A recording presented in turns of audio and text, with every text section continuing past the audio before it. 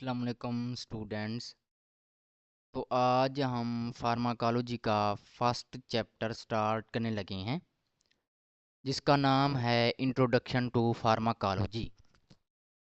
इस चैप्टर को स्टार्ट करने से पहले हम सबसे पहले देखते हैं फार्माकोलॉजी कहते किससे हैं, मतलब फार्माकोलॉजी की क्या डेफिनेशन है। तो देखते हैं इसकी डेफिनेशन क्या है। Pharmacology is the branch of medicine, ठीक है, ये मेडिसिन की एक ब्रांच है that deals with study of drugs, ठीक है, ड्रग्स को स्टडी किया जाता है। देयर यूजेस, उनके uses and effects on living organisms, ठीक है, ड्रग्स को स्टडी किया जाता है, उनके यूजेस और उनके लिविंग ऑर्गेनिजम्स के ऊपर क्या इफेक्ट है, इसको हम कहते हैं फार्माकोलॉजी। इसके बाद है branches of pharmacology. Followings are branches of pharmacology. सबसे पहले हम देखते हैं फार्माकोडायनेमिक्स। अच्छा, ये क्या है? Pharmacodynamics is a branch of pharmacology that deals what a drug does to the body. क्या मतलब कि एक ड्रग हमारी बॉडी के साथ क्या करती है, एक ड्रग हमारे बॉडी के साथ क्या करती है। इसका क्या मतलब है? इसका मतलब ये है कि उस ड्रग का इफेक्ट क्या है और मैकेनिज्म ऑफ एक्शन क्या है। मतलब कि एक ड्रग हमने ली है, ठीक है, अब उस ड्रग का हमारी बॉडी के ऊपर क्या इफेक्ट होगा और वो किस मैकेनिज्म के थ्रू अपना वर्क परफॉर्म करेगी या एक्शन परफॉर्म करेगी, इसको हम कहते हैं फार्माकोडायनेमिक्स। मतलब ड्रग क्या करती है हमारी बॉडी के साथ, अगर ज़्यादा डीपली जाएं तो इसका मतलब ये कि उस ड्रग का इफेक्ट और उस ड्रग का मैकेनिज्म ऑफ एक्शन क्या है हमारी बॉडी के ऊपर, इसको हम कहते हैं फार्माकोडायनेमिक्स। उसके बाद है फार्माकोकाइनेटिक्स, ये उसके उलट है। उसमें क्या था? हाँ, इसमें है pharmacokinetics is the branch of pharmacology that deals what the body does to the drug. मतलब कि हमारी बॉडी जो है ना वो ड्रग के साथ क्या करती है, ठीक है। एक ड्रग हमारी बॉडी के अंदर गई, ठीक है, तो हमारी बॉडी ने उस ड्रग के अगेंस्ट क्या रिस्पांस शो किया, क्या हमारी बॉडी ने उस ड्रग के अगेंस्ट क्या रिस्पांस शो किया, इसको हम कहते हैं फार्माकोकाइनेटिक्स। अच्छा, उसमें क्या क्या जाता है? उसमें यह है कि वो ड्रग कैसे एब्जॉर्ब हुई, फिर हमारी बॉडी में कैसे डिस्ट्रीब्यूट हुई, फिर वो ड्रग कैसे मेटाबोलाइज हुई और वो कैसे एक्सक्रीट हुई हमारी बॉडी से। इसमें ये चीज़ देखी जाती है। फार्माकोकाइनेटिक्स में क्या देखी जाती है? ये चार क्या हैं? फार्माकोकाइनेटिक प्रॉपर्टीज हैं। क्या? उस ड्रग की एब्जॉर्प्शन, उसकी डिस्ट्रीब्यूशन, उसका मेटाबॉलिज्म और उसकी हमारी बॉडी से एक्सक्रीशन। इसके बाद है फार्माकोथेराप्यूटिक्स। अब जहाँ पे वर्ड ये थेराप्यूटिक आ जाए ना, इसका मतलब ये होता है कि यूज ऑफ ड्रग, ड्रग का यूज, ठीक है, क्या? Use of drug for the prevention and treatment of diseases. Therapeutic का वर्ड जहां पे भी आ जाए इसका मतलब ये होता है कि ड्रग को यूज करना किस लिए? Prevention and treatment of diseases, उसको हम कहते हैं उसको हम कहते हैं फार्माकोथेराप्यूटिक्स। तो ये फार्माकोथेराप्यूटिक्स क्या है? ये फार्माकोलॉजी की एक ब्रांच है जिसमें हम देखते हैं ड्रग का यूज किस लिए? For prevention and treatment of diseases. इसके बाद नेक्स्ट है फार्माकोकोग्नोजी। अब ये क्या है? ये भी एक ब्रांच है। इसमें क्या कहता है? Study of drugs obtained from natural resources या नेचुरल सोर्सेज। मतलब कि फार्माकोकोग्नोजी में ये स्टडी की जाती है कि ड्रग नेचुरल सोर्सेज से कैसे obtain की जाती है। अब नेचुरल सोर्सेज में क्या हो सकते हैं? प्लांट्स हो सकते हैं, एनिमल्स हो सकते हैं और मिनरल्स हो सकते हैं। Plants, animals and minerals. अच्छा, इसके बाद है न्यूरो फार्माकोलॉजी। ये क्या होती है? The branch of pharmacology that deals with study of drugs affecting the nervous system. क्योंकि न्यूरो है ना, ठीक है, न्यूरो मतलब कि इसमें उन ड्रग्स को स्टडी किया जाता है जो central nervous system, sorry, nervous system को अफेक्ट कर रहे होते हैं। जहाँ सेंट्रल नर्वस सिस्टम नहीं, नर्वस सिस्टम, क्योंकि नर्वस सिस्टम में दोनों आ जाते हैं, पेरिफेरल भी और सेंट्रल भी। तो न्यूरो फार्माकोलॉजी में क्या है कि उन ड्रग्स को स्टडी किया जाता है जो हमारे नर्वस सिस्टम को अफेक्ट कर रही होती हैं। इसके बाद क्या है नेक्स्ट? वो है एंडोक्राइन फार्माकोलॉजी। आपको पता है the branch of pharmacology that deals with the drugs, ठीक है, the branch of pharmacology that deals with the drugs affecting the hormonal system.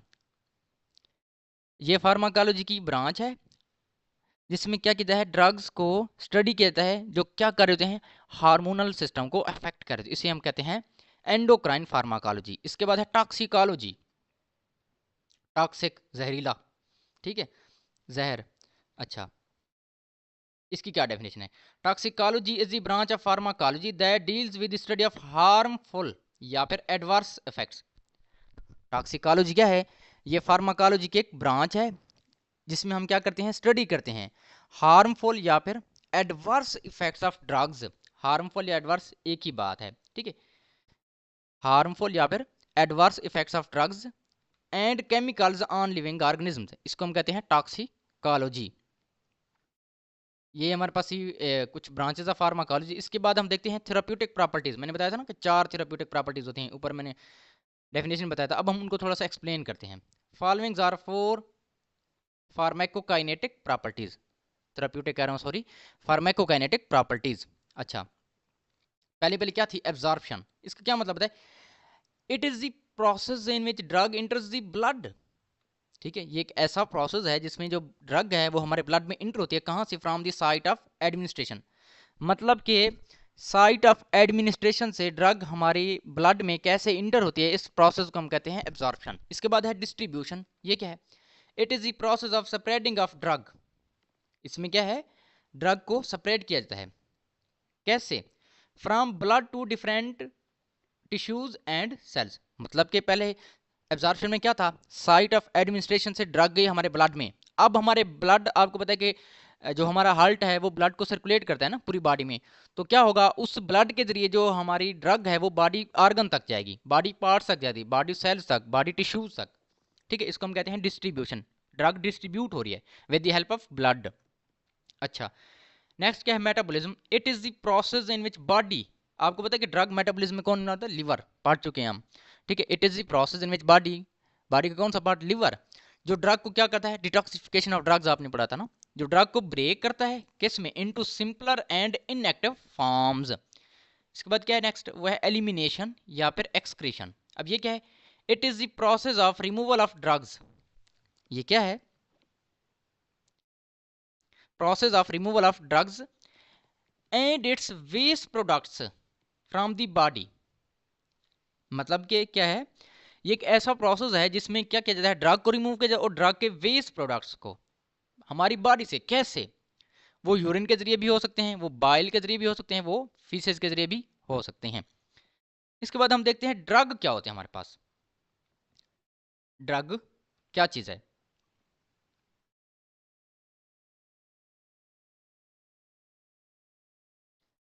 A drug is a chemical substance. जो drug है वो एक chemical substance है that when introduce into a living organism. A drug is a chemical substance that when introduced into a living organism produces a biological effect। एक biological effect produce करे, मतलब drug एक ऐसा chemical substance है जिसको क्या, जब हम बॉडी में इंट्रोड्यूस करवाते हैं लिविंग ऑर्गेनिज्म की बॉडी में, तो ये क्या करता है, बियोलॉजिकल इफेक्ट प्रोड्यूस करता है, बियोलॉजिकल इफेक्ट। और किस पर्पस के लिए यूज होता है, and is use for the prevention, diagnosis, treatment and cure of diseases. इसको हम कहते हैं ड्रग। अच्छा, अब ड्रग के क्या देखते हैं, sources of drugs. Followings are main या फिर मेजर सोर्सेज ऑफ ड्रग्स। पहले है प्लांट्स। प्लांट से भी हम, आपको पता है कि ड्रग्स आ सकते, जड़ी बूटियां। Drugs obtained from different parts of plants such as roots, leaves, bark and seeds. Example में मॉर्फिन फ्रॉम ओपियम पॉपी, ये एक किस्म का क्या है, प्लांट है जिससे क्या किया जाता है, मॉर्फिन ड्रग obtain की जाती है। इसके बाद animal, drugs obtained from the animal organs are secretions. Drug जो है ना, ये एनिमल के अपटेन ऑर्गन से या फिर सिक्रीशन के जरिए अपटेन की जाती हैं। एग्जांपल इंसुलिन, पहले जो है ना ये कहाँ से अपटेन की जाती है, formally from pancreas of animal. आपको पता है कि जो पेंक्रियाज है वो क्या प्रोड्यूस करती है, इंसुलिन प्रोड्यूस है। तो इंसुलिन पहले कहाँ से अपटेन की जाती थी, पेंक्रियाज से। ठीक है, नेक्स्ट है मिनरल्स। अच्छा, मिनरल्स में क्या है, drugs obtained from the mineral sources. Drug को मिनरल सोर्सेज से अपटेन किया जाता है। एग्जाम्पल में देखें, आयरन हो गया, मैग्नीशियम सल्फेट हो गया। इसके बाद micro organism, drugs obtain from bacteria और फिंजाई। एग्जाम्पल में देखें, पेनिसिलिन फ्रॉम फंगस। ठीक है, जो पेनिसिलिन है वो फंगस से अपटेन की जाती है, तो ये माइक्रो ऑर्गेनिज्म से अपटेन की जाती है, आपको बताएं। इसके बाद synthetic sources, drugs prepared chemically इन लेबोरेटरीज। क्या, ड्रग्स जो है ना वो केमिकली प्रिपेयर किए जाते हैं लेबोरेटरीज में। एग्जाम्पल की बात करते हैं, पैरास्टामोल, सेमी सिंथेटिक सोर्सेज। ये सिंथेटिक था, ये क्या है, सेमी सिंथेटिक। मतलब natural drugs modified chemically to improve their effect. Natural drugs को ना केमिकली मॉडिफाई किया जाता है ताकि उनका जो इफेक्ट है वो इंप्रूव किया जाता है। इसके एग्जांपल में एम्पीसिलिन, इसके एग्जांपल में क्या है, एम्पीसिलिन। अच्छा, इसके बाद नेक्स्ट क्या है, नेक्स्ट हमारे पास टॉपिक है वो है routes of administration of drugs. मतलब ड्रग्स किन किन रूट्स के जरिए हमारी बॉडी में एडमिनिस्टर की जाती है। Following are routes of administration of drugs. पहला जो हमारे पास रूट है वो है इंटेरल रूट, मतलब के through GIT, gastro intestinal tract. अगर हम माउथ के जरिए सॉरी ओरल के जरिए ले रहे हैं, ओरल रूट है तो उसमें हमारा माउथ इन्वॉल्व होता है, ठीक है। सबलिंगल रूट मतलब टंग उसमें इन्वॉल्व होती है। रेक्टल रूट मतलब रेक्टम के जरिए ड्रग को इंट्रोड्यूस करवाया जाता है। इसके बाद है पेरेंटेरल रूट, इसमें क्या है, बाय इंजेक्शन मतलब इंट्रावीनस, ठीक है, वेन के जरिए, इंट्रामस्कुलर मसल के जरिए, ठीक है, सबकुटेनियस और इंट्राडर्मल, ठीक है। अच्छा, इसके बाद क्या है topical, on the body surface, हमारी बॉडी की सरफेस के ऊपर, मतलब कि स्किन के जरिए जैसे क्रीम्स वगैरह लगाए जाते हैं, ऑइंटमेंट्स यूज़ की जाती हैं। इसके बाद आई, जैसे कि आप आई ड्रॉप्स लेते हैं, ठीक है, किसी की आँख ख़राब हो जाए या आँख में कुछ चला जाए तो आई ड्रॉप्स, वो भी एक किस्म की ड्रग है ना। अच्छा, इसके बाद एयर, एयर में भी आपको बताया अगर आप ड्रॉप्स डालते हैं तो ये बॉडी सरफेस के जरिए एडमिनिस्ट्रेशन हो रही है ड्रग्स की, ठीक है, किसी के कान में दर्द हो। अच्छा, इसके बाद इनहेलेशन, ठीक है, आप अच्छी तरह से वाकिफ़ हैं इनहेलर्स, अस्थमा के जो पेशेंट होते हैं, ठीक है।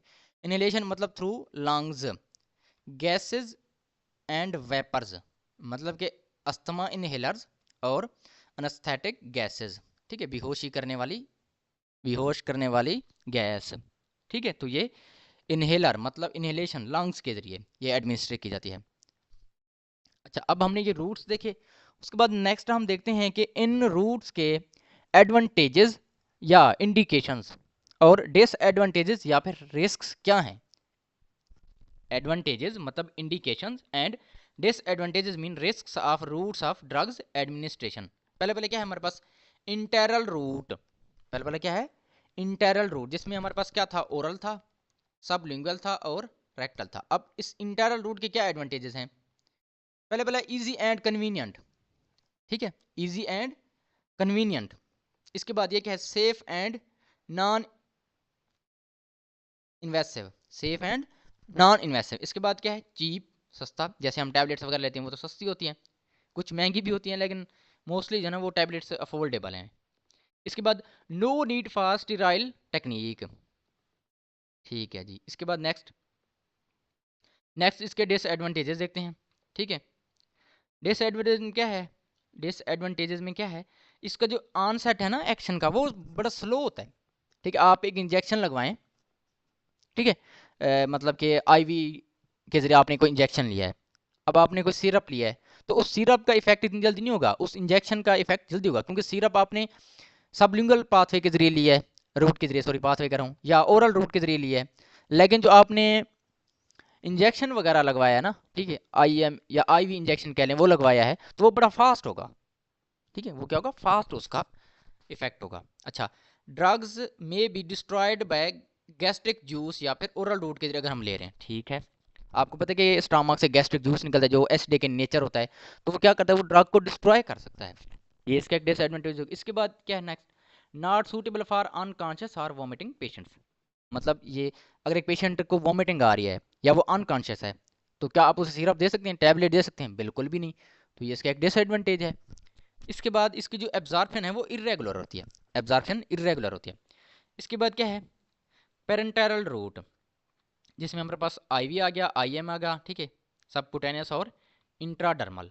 इसके एडवांटेजेस की बात करते हैं तो इसका जो एक्शन है वो फास्ट है, स्पेशली आईवी, ठीक है, आईवी का जो एक्शन है वो फास्ट है, जो आईवी के जरिए ड्रग्स दी जाती हैं उनका जो ऑनसेट एक्शन है वो बड़ा फास्ट होता है।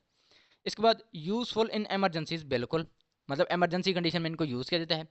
ये क्या है, सूटेबल फॉर अनकॉन्शियस पेशेंट, ठीक है, एक पेशेंट बेहोश है आप उसको आईवी के जरिए ड्रग दे सकते हैं, इंजेक्शन लगा सकते हैं, ठीक है, लेकिन अगर कोई टैबलेट देनी है वो तो आप नहीं दे सकते, कोई सिरप देनी है वो भी आप नहीं दे सकते। इसके बाद इसकी जो बायो अवेलेबिलिटी है वो 100% होती है। आईवी रूट की अगर हम बात करते हैं, इनकी जो बायो अवेलेबिलिटी है वो 100% है। ठीक है, आईवी रूट की हम स्पेशली यहाँ पे बात कर रहे हैं। अब बायो अवेलेबिलिटी क्या है ये हम आगे चल के पढ़ेंगे। इसके बाद नेक्स्ट क्या है, डिसएडवांटेजेस इसके क्या है। ठीक है, ये पेनफुल, बिल्कुल पेनफुल होती हैं जब आप इंजेक्शन लगवाएं तो पेन होता है ना। इसके बाद रिस्क ऑफ इन्फेक्शन, बिल्कुल इन्फेक्शन का रिस्क जो है ना वो ज़्यादा होता है इसमें। ठीक है, बैक्टीरिया वगैरह या माइक्रो ऑर्गेनिज्म जैसे कि हम क्या करते हैं आईवी लाइन लगवाते हैं तो इन्फेक्शन के रिस्क ज़्यादा होते हैं उसमें। अच्छा, require train staff and sterile equipments, बिल्कुल जैसे कि हमारे पास नीडल्स वगैरह हो गई इंजेक्शन की। ठीक है, इंजेक्शन जो है ना हमारे पास स्टेराइल्स वगैरह होने चाहिए। उसके बाद ट्रेन स्टाफ होना चाहिए इसके लिए। इसके बाद ये क्या है, costly compared to oral route, बिल्कुल जैसे मैंने बताया कि टैबलेट्स इतनी महंगी नहीं होती, लेकिन जो इंजेक्शन है वो ज़्यादा महंगे होते हैं टैबलेट्स के कंपैरिजन में। तो इनकी जो कास्ट है, मतलब इनकी जो प्राइस है वो ओरल रूट की जो मेडिसिन है ना उनके कंपैरिजन में ज़्यादा है। अच्छा, नेक्स्ट नेक्स्ट है हमारे पास टॉपिकल रूट, मतलब स्किन आई एयर, ऊपर बता चुका हूँ। इनके एडवांटेजेस क्या हैं, local effect with fever side effect. Local effect क्या मतलब है, मतलब इसको जिस जगह पे इंप्लीमेंट आप करेंगे, जिस जगह पे अप्लाई करेंगे वहीं पे सिर्फ ये इफेक्ट शो करेगा। लोकल इफेक्ट का क्या मतलब है, आप उस ड्रग को जहाँ पे इंप्लीमेंट करेंगे, जहाँ पे यूज़ करेंगे, ये सिर्फ वहीं पे इफेक्ट शो करेगा। फर्ज करें आपने कोई क्रीम लगाई है अपने चेहरे के ऊपर, तो आपके चेहरे के ऊपर जो है ना इफेक्ट शो करेगी। उसके साइड इफेक्ट भी होंगे, कम होंगे। ठीक है, लेकिन वो ये नहीं कि आपने लगाई चेहरे के ऊपर है और आप देखें कि आपकी जो है ना बाजू के ऊपर इफेक्ट है, इस तरह नहीं है। वो आपके चेहरे के ऊपर इफेक्ट करेगी, मतलब उसी जगह के ऊपर। जैसे आपने ईयर ड्रॉप्स लिए, आई ड्रॉप्स लिए, तो वो आई के लिए इफेक्टिव है। इसके बाद इजी टू अप्लाई और ये पेनलेस होती हैं। ठीक है, आप क्रीम वगैरह लगा लें, ऑइंटमेंट्स वगैरह स्किन के ऊपर, या फिर आई ड्रॉप्स डालें, ईयर ड्रॉप्स डालें, तो वो पेनफुल नहीं होते, मतलब पेनलेस होते हैं। वो इजीली आप उनको यूज़ कर सकते हैं। ठीक है, कोई ट्रेन स्टाफ की ज़रूरत नहीं है। जैसे किसी के कान में दर्द हो तो वो लेट जाए, उसके कान में जो है ना जैसे कि ईयर ड्रॉप्स में अपना डाल लेते, कोई भी डाल लेते हैं।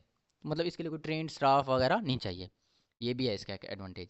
इसके बाद डिसएडवांटेज, ये थी इजी टू अप्लाई के बारे में मैं कह रहा था। ठीक है, अच्छा डिसएडवांटेज क्या है, लिमिटेड टू लोकल इफेक्ट। जी बिल्कुल, इसका क्या मतलब ऊपर बता चुका हूँ। लोकल इफेक्ट का मतलब ये है कि ये लिमिटेड इसका इफेक्ट है। अगर आपने स्किन के ऊपर लगाई है, चेहरे के ऊपर, स्किन कह रहा हूँ सॉरी, तो वो चेहरे के ऊपर इसका इफेक्ट होगा, जस्ट उसी जगह के ऊपर, चेहरे पे भी स्पेसिफिक पॉइंट के ऊपर। ठीक है, अच्छा इसके बाद क्या है, poor absorption through skin sometimes. इसका एक डिसएडवांटेज ये भी है कि इनकी जो एब्जॉर्प्शन है स्किन के जरिए वो क्या होती है, समटाइम्स पुअर होती है, जल्दी से एब्जॉर्ब नहीं हो पाती। इसके बाद ये क्या है, मे काज लोकल इरिटेशन। जी बिल्कुल, आपने जिस जगह पे लगाई है ना, ठीक है, वहां पे क्या कर सकते हैं, इरिटेशन काज कर सकती है। तो ये क्या है, इनका एक डिसएडवांटेज है। अच्छा इसके बाद नेक्स्ट नेक्स्ट है इनहेलेशन, बता चुका हूँ आपको ऊपर। ठीक है, इनहेलेशन मतलब लंग्स वगैरह के जरिए। इसका एडवांटेज क्या है, वेरी रैपिड एब्जॉर्प्शन। आप इनहेल कर लेते हैं, जैसे वो बेहोशी करने वाली गैसेस होती हैं, जैसे इनहेल करते हैं बंदा बेहोश, तो ये क्या है, इसका एब्जॉर्प्शन जो है ना वो रैपिड है, वेरी फास्ट है। इसके बाद यूजफुल इन रिस्पिरेटरी डिजीजेज, बिल्कुल जैसे अस्थमा है, अस्थमा इनहेलर्स आप लेते हैं तो ये रिस्पिरेटरी डिजीज के लिए यूजफुल होती हैं। Next, easy to control drug dose, बिल्कुल हम ड्रग की डोज इसमें कंट्रोल इजीली कर सकते हैं। ठीक है, कि कितनी डोज हमने देनी है।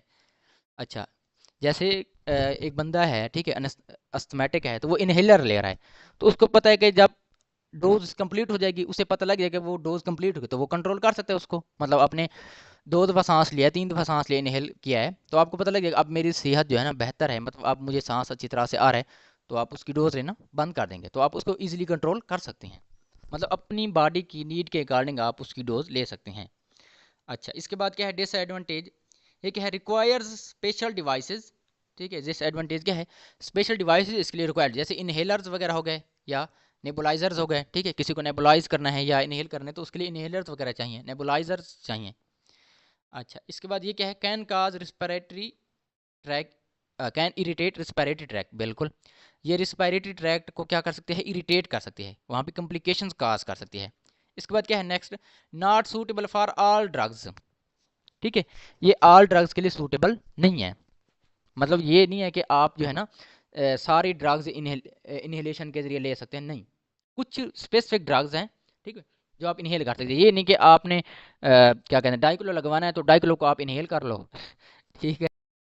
आप कहो कि मैंने डाइक्लो को जो है ना इनहेल कर लिया है तो ये अब जाके मेरी बॉडी के इफेक्ट शो करेगा, बिल्कुल भी नहीं इस तरह है। ठीक है, ये सूटेबल स्पेसिफिक ड्रग्स के लिए है जो एज ए इनहेलर या इनहेलेशन रूट के ज़रिए यूज़ हो सकती हैं। ये नहीं कि आप इस मेथड के ज़रिए इस रूट के ज़रिए आप हर ड्रग को यूज़ कर सकते हैं। ठीक है, तो ये था हमारा आज का लेक्चर।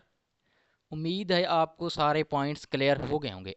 अगर कोई भी चीज़ आपको समझ ना आई हो तो आप दोबारा से पूछ लीजिएगा। तो आज के लेक्चर के लिए अल्लाह हाफिज़।